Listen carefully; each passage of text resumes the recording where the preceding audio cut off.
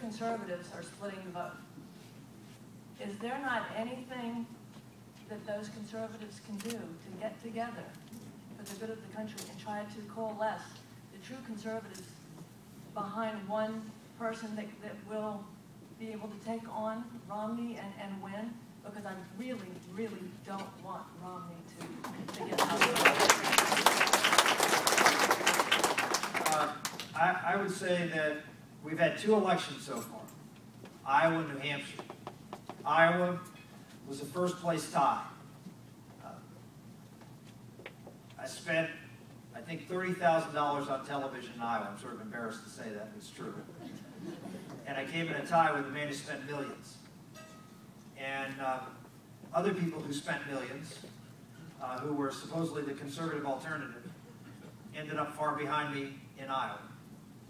We were in about 25%, which was double the next highest conservative. And then we went to New Hampshire. Again, I had 6 days to campaign. As you know, didn't have any money in Iowa, and while we raised a lot of money the week after Iowa, we couldn't spend it on New Hampshire because it was too late. We couldn't buy the time, and by then to be able to influence things would have been pretty tough to do. And plus, Governor Romney lives in New Hampshire. Governor Humpson lived in New Hampshire for the last year, and Speaker Gingrich had the major endorsements up there of a paper which is widely influential.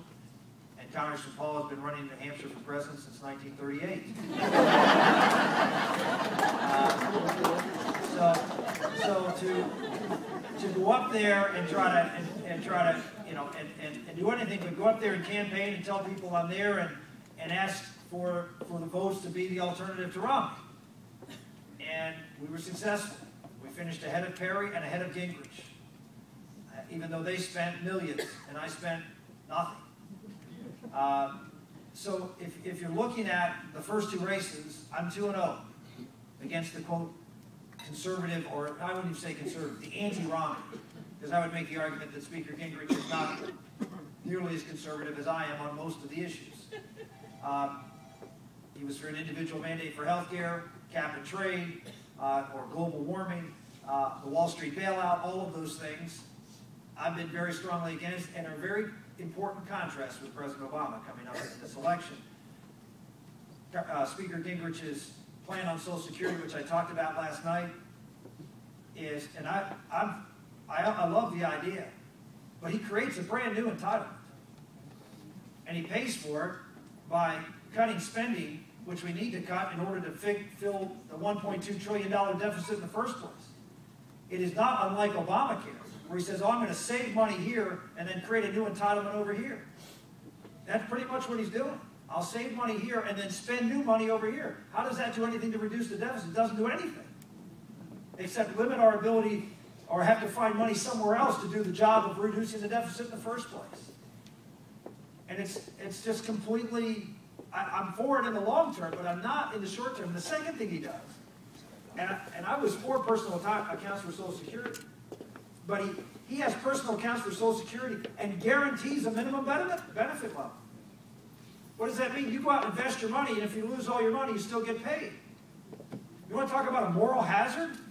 I mean, this is not well thought out, and that's sort of the issue here.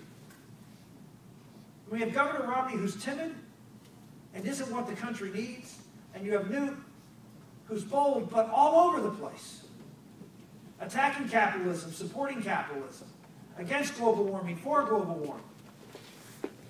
We need someone who's bold and consistent. And that's why I believe we're the alternative. And we'll see what South Carolina puts forward. Again, we haven't spent the money or the time that other candidates have. We've just been able to recently get up on the air.